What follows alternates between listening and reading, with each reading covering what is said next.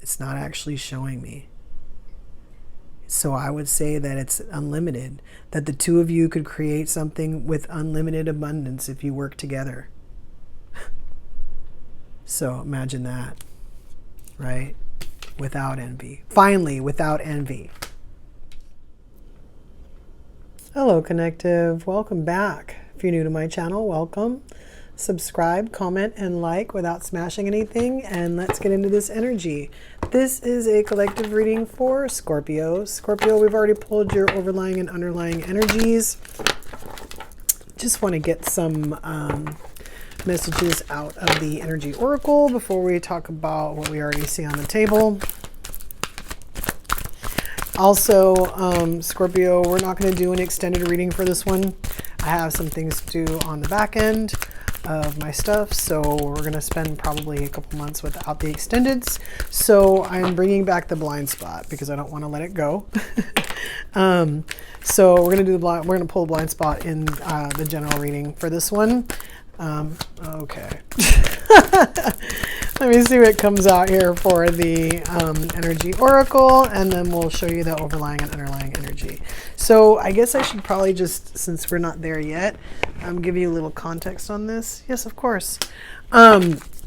So interestingly enough, most of the readings that we're talking about, like lately, it seems like, have been like to where people are like trying to gear up to like meet someone new, so but like on a different level. So a lot of times we're talking about how the relationship that we're exiting is not all that hot, and the thing is that we can't be that same person to like draw in something different. So a lot of times we're talking about how, oh my god, you have to be somebody. That card keeps coming out. Patience came out too. All right, I'm just going to go through it one more time.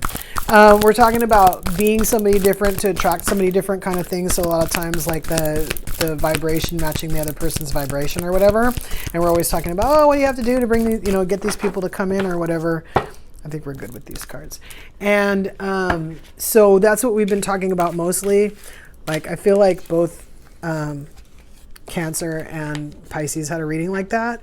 Your reading is kind of like what happens after. So like basically we pulled these, so let's go ahead and talk about it. So we'll do the Akashic first on the overlying, and then we'll talk about the Universal Law Tarot on that.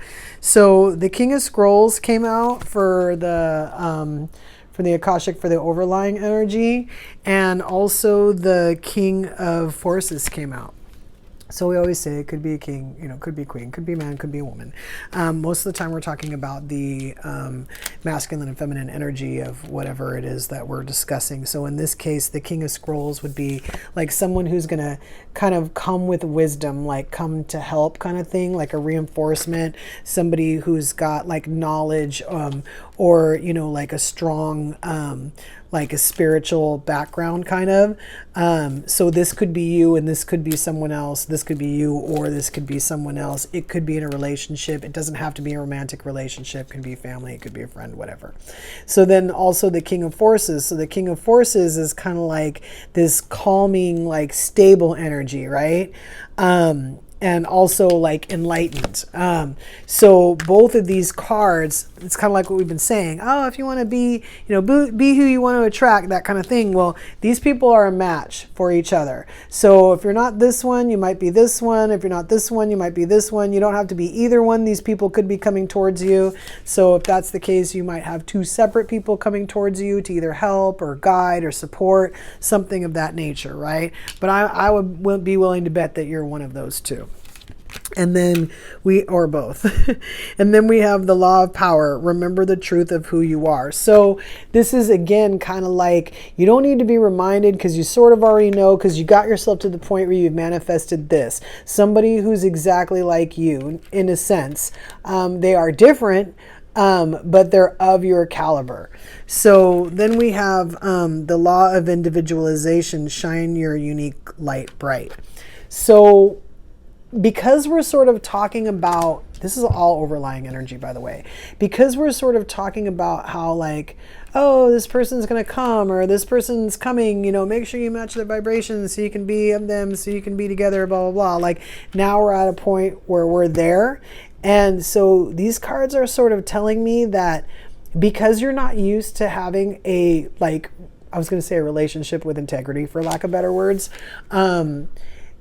when situations arise, you won't necessarily know how to act. Like, let me just give an example. So let's say in your previous relationship, the person that you were with was always talking to girls, but not in any way that was like wholesome or innocent. Like, even if nobody ever made a move to do anything in any direction, the threat was always there, because even though the person would never act on it or did never act on it, and they might have, they're putting you in a third party by doing that. They're talking to this person to make you jealous. They're talking to this person to make it, and then they can bring it back to you and go, well, I never did anything. And then so you're just this crazy person who's always being jealous. So once you get out of that situation and then you get into the situation with somebody who's a match and they're talking to someone else the same way, not doing anything wrong, this could trigger you, right? And so I feel like these cards are kind of saying, like, all together, to that you are a match for this person. You're not in that situation where you're with someone who's putting you in a situation on the opposite side of the fence. You are with this person. This person is with you. So remember your power. Don't let old triggers and things define you and turn you into somebody that you're not. And don't lose yourself. That's what this card is telling me. Especially if you're an empath and you're used to having people you give and you give and give, and they just take and take and take, and you're kind of like, well, I've learned how to give now. I don't give too much. Well, yeah, but there might be other situations or other things that, again, could trigger you, or could be something that's similar of that nature, that when you get into this relationship with this person, the relationship has no use for it, because this person isn't going to do that. You're not going to do that. There's no room in the relationship for jealousy, because no one is going to do anything to make the other person jealous. It could be a conversation or a discussion that triggers somebody, but again, if this is a trigger, this is a possibility that this thing is not healed 100%, and you're with someone who when you're with that person, you should be healed. I mean, not necessarily 100%, but you should definitely match their healing, if that makes sense, right? Their level of healing.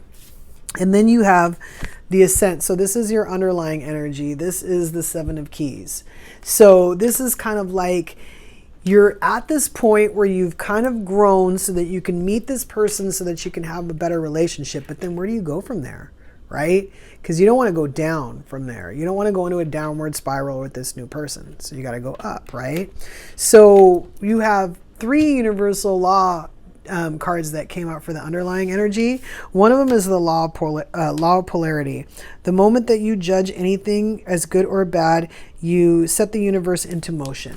Well, yeah, it's true, but it's also kind of telling me too that when you're in that situation, again, good example, just because that person is talking to another person doesn't mean it's bad. Right? So try not to bring this into this relationship. Be open with what's going on. Understand that this is a different person with a different character. This person might actually care how you feel. And even if they don't do anything wrong and you feel a certain way, they might actually care. If this is a situation you find yourself in, all of a sudden you kind of care more about being triggered because you realize the person isn't doing it on purpose. The dynamic has changed and you don't know how to act, for one example. So we also have the law, it could be them too, by the way. You also have the law of emergent evolution. Make a new declaration for your life. So this is kind of telling me, like, you can basically decide. Like I keep saying, like, if you're in a situation that's unfamiliar, you're not sure, you're like, what do I do? Like, I feel this way. Like, maybe you should just like bring it up, like talk to the person. Maybe in the past you weren't able to do that because other people were triggered or they caused fights or something like that. And then it was your fault for like bringing it up and wanting to talk. But again, this is not this person.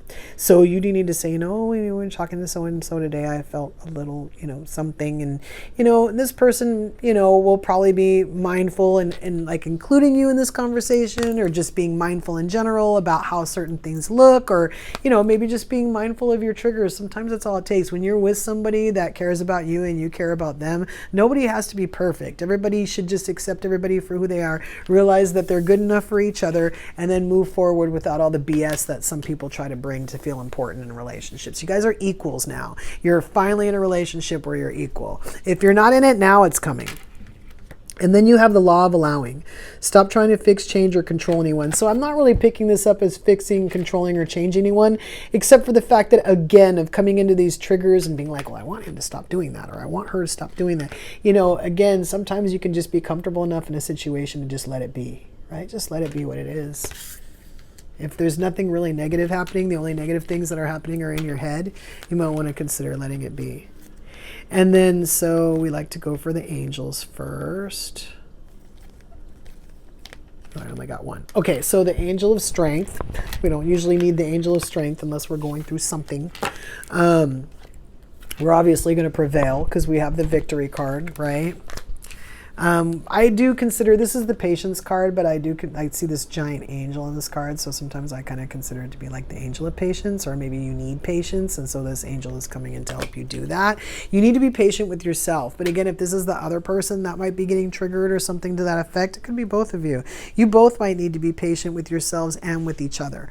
Again, when you're in a relationship for the first time and nobody's abusing anybody else and all you're used to is these weird twisted relationships, you're out of your comfort zone. You don't know how to act. You're in unfamiliar territory. So I would say definitely let it be before you react.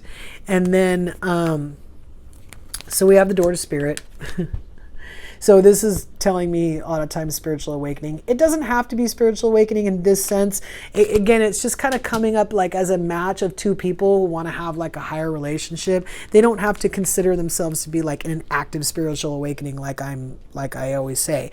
The only reason why a lot of times it comes up is because people kind of realize that they want better friends, they want better relationships, and a lot of times they understand that they have to be better to get that, and a lot of times that does entail like the work that's involved in a spiritual awakening. Sometimes you've already decided that this is what you're going to do, or you've already decided that this is who you're going to be with, and this contract stands. A lot of times we frown and make noises when the contract is like with a narcissist that we have to break, but when the contract is with somebody who actually cares about us, who is like our forever partner that's going to love us for the rest of the life, this isn't scary. So we also have journey.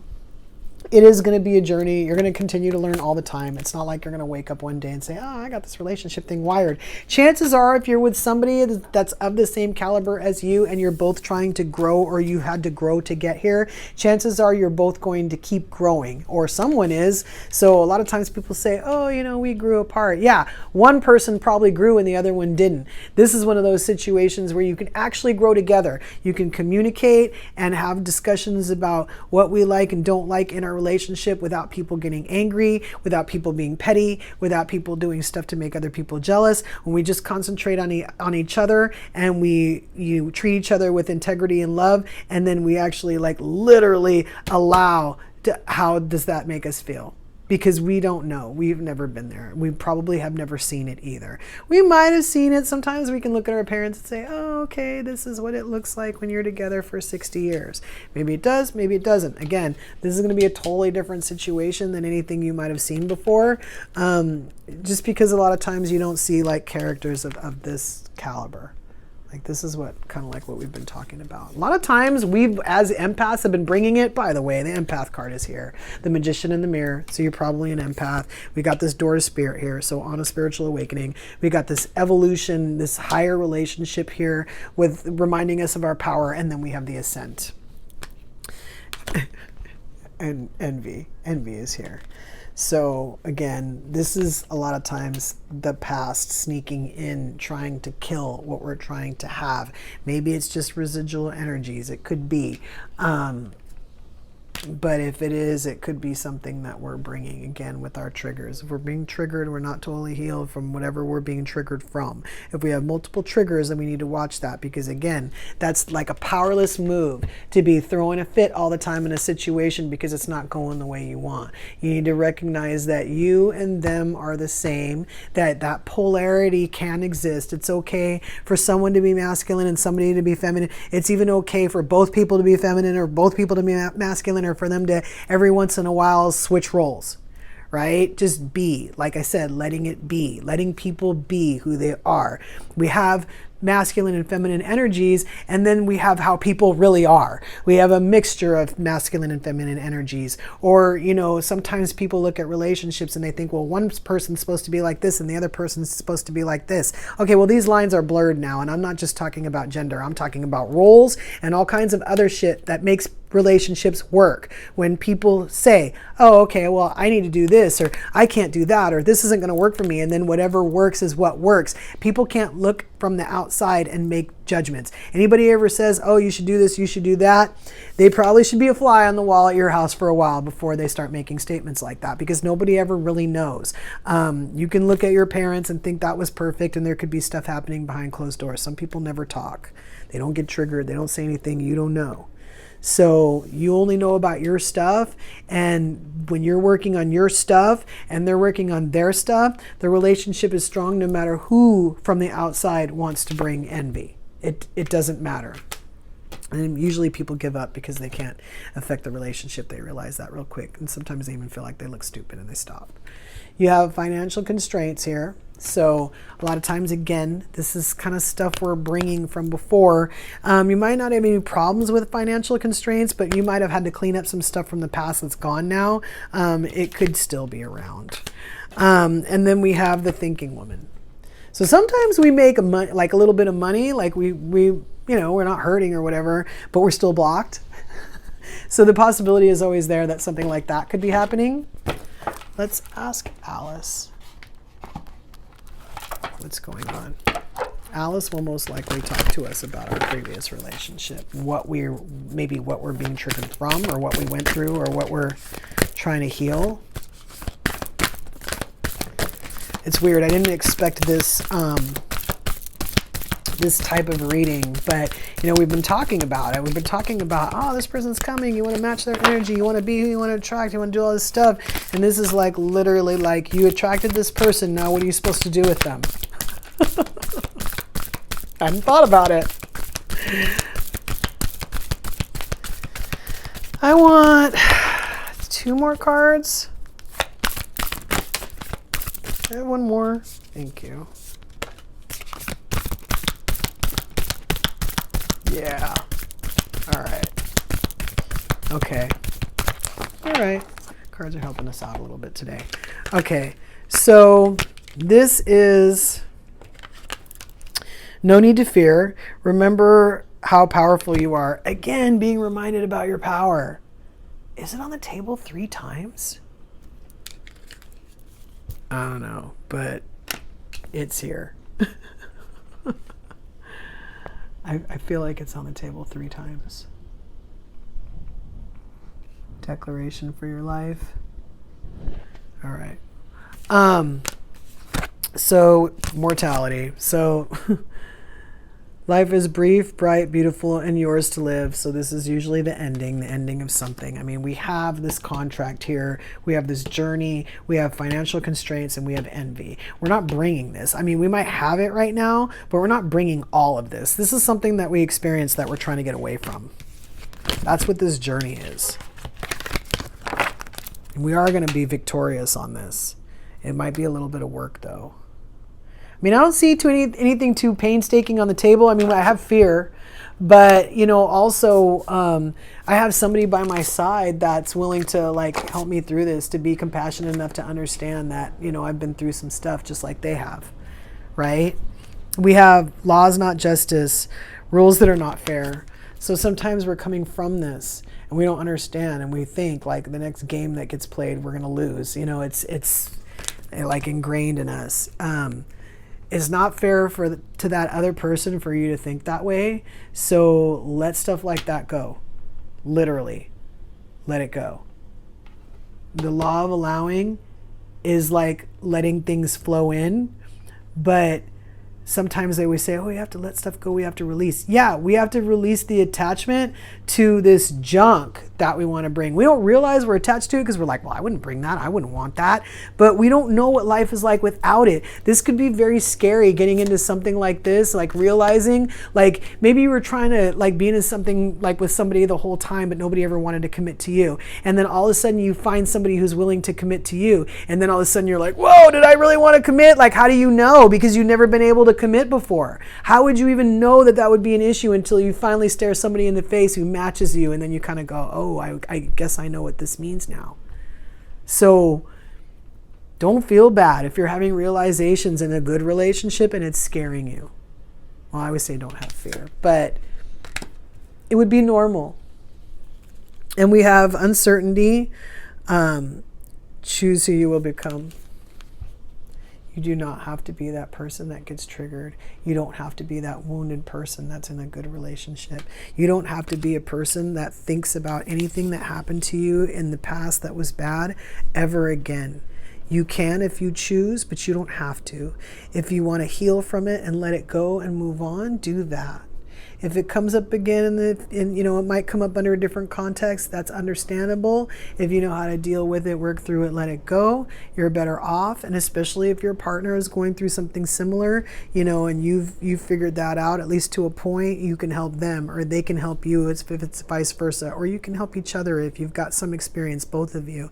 Again, this is what we're talking about. Not being used to being in a situation where that person that sits on the other side of the bed is literally on our team, right? And then we have nonsense. It's time to talk sense. So you might have a little bit of, normally I don't pick this card up like this, but you might have a little bit of programming from the old situation causing you to think that you don't have power or that you don't deserve this person here. Trust and believe if they're there, you brought them, you match their vibration. You have to remember your power. And then this card is find the lesson. I always say, if you don't find the lesson in the situation before, you usually will end up repeating it with someone else most of the time, but sometimes it's with the same person because we didn't learn. We didn't understand that there was something to learn. We didn't get it. We thought the situation just wasn't right, or that person did this. We don't realize that that person is that, and that we are that person that allows it. This is discover the purpose in a situation, trust that you are learning. Because yeah, if you learn from it, you heal from it, you won't ever have to face it again. If you dealt with like this envy in your last relationship and you got into this relationship, even if you thought there was envy but there wasn't, you would handle it a different way because you would be confident in the fact that you knew you could handle it. It's when we don't know how to handle a situation that we have fear. How do I get out of that? How do I get this person? How did I, you know, then we're like, oh my God, I hope it doesn't happen again. Whereas if we just come in there and we just, you know, end it. Say, no, I'm not going to do this anymore. Thank you. Have a nice day. And then you go and then you're met with like the same energy. You go, you know what? I'm sorry. I'm not going to do this at all. Have a nice day. It's not hard and you're not scared because you've done it before and you know you're not going to tolerate it. You can get out of it with conviction and you can just walk away. The problem is too, though, if you get in that situation, even on accident, that somehow that person has matched your vibration. That's what we're trying to get out of. It's not just about being with a better person. If we make that happen, great. But if we've got some stuff to deal with and we're with that person, there's a possibility that they've got some stuff to deal with too. This is not a big deal as long as people are willing to go and look at themselves and see what about them either created that situation, allowed that situation, or made it so that we couldn't heal from that situation, so that we don't have to do it again.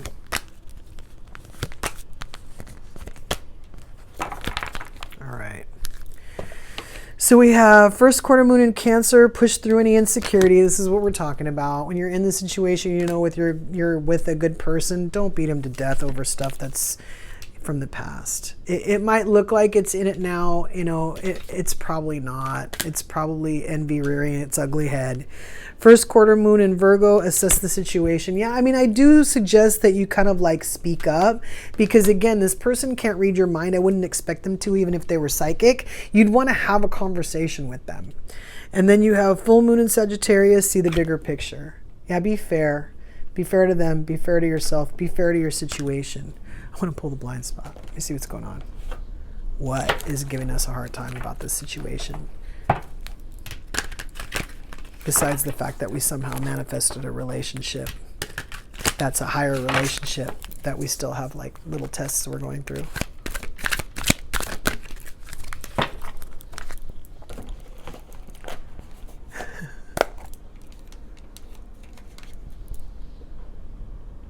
Yeah, we've seen this one before. Card number 13. I don't know what it is. Let's find out. Our blind spot is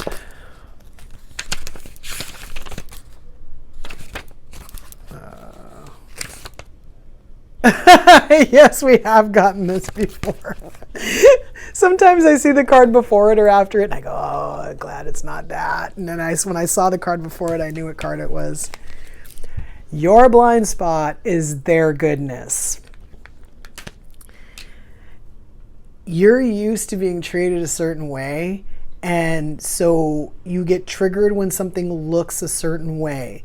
You're not acknowledging the fact that this person is just as good as you. Like if you have pure intentions in the situation, don't judge them as not having pure intentions in the situation. Save that for people who are treacherous in their relationships. You know what I'm talking about, when the person's in a relationship and they're cheating, but they're always accusing the other person of cheating because they're like projecting. Don't be that guy. I don't care what you're going through. In this situation, your blind spot is their goodness. Be mindful of that. I always tell myself in extreme situations when I think about dating and just want to go like purge. How would you feel if you were rejected by the person that could potentially be your true love?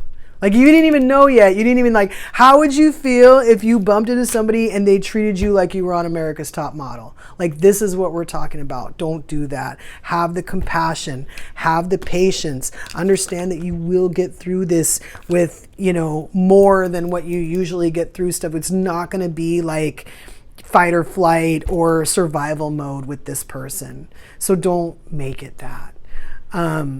Do the work. Go out of your way to put yourself in a place where you're of understanding, that you're of the allowing, that you're letting the good stuff flow because you're in a higher relationship. You're sensitive. You match this person. This person might be sensitive too. Don't beat him to death with your triggers, Scorpio. It's not going to work for you. And we can be kind of harsh anyway as Scorpios, right? So don't do that.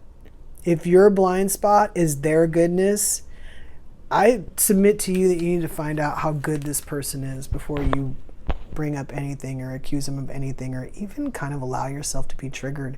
You should be able to see the trigger, go inside and figure it out without this person ever knowing if this is truly what's inside you. If their goodness is what you don't see, I'm telling you, you need to see it. If you can see your own goodness and this person matches you, you need to do the work to see their goodness too. I don't care how hard you have to try. Give that person credit for the work that they've done. You know how hard it is. These financial constraints may be around you. They may be exiting. They may be done exiting. Like I say, if our money's okay and we're paying for what we want, and we don't, we might not know that there could be more. So keep in mind, it's not actually showing me. It's not actually showing me. So I would say that it's unlimited, that the two of you could create something with unlimited abundance if you work together. So imagine that, right? Without envy. Finally, without envy. Scorpio, keep their goodness in mind until we meet again.